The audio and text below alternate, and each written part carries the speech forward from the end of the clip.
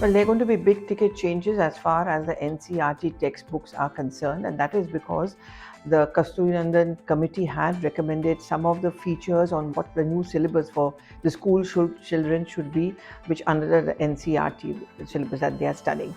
There are some interesting mix of people who are going to be now a part of the committee, and all of them have to frame the new syllabus. Some of the names which I can rattle off is the Infosys chief, Sudha Murty, then there's Sanjeev Sanyal, the chief economic advisor, and he's an economist, and of course Shankar Mahadevan, again the very famous singer, lyricist, and these are some of the names which have really come up.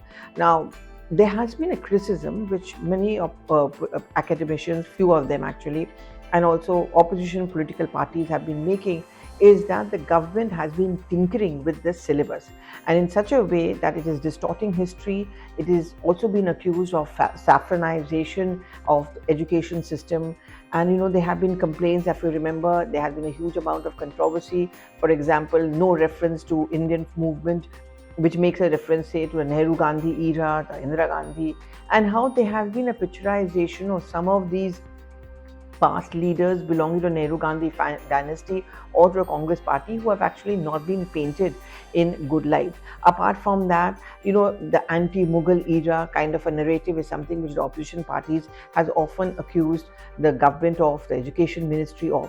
Now, the entire system is that there is a committee in place. There are certain recommendations which have been made in which the focus of education should be looking forward. It should also cater to the aspirations, a new younger generation, and the ones who need to be world ready. There are lots of changes which are taking place in the world, and this obsession with textbooks to understand India's culture, heritage, those are the things on which this committee is also going to deliberate upon.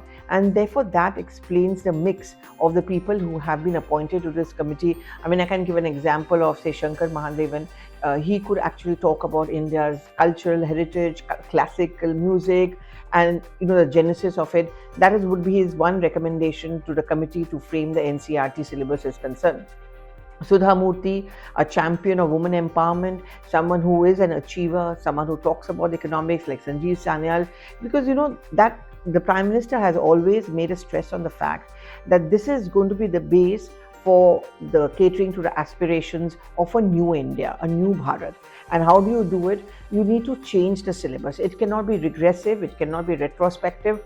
It has to be forward-looking, and it also has to acknowledge the developments which have been made in India post-independence. Apart from that, it should actually give value and respect to Indian culture, heritage, and its legacy as well. So the task which is cut out for all these people is essentially this.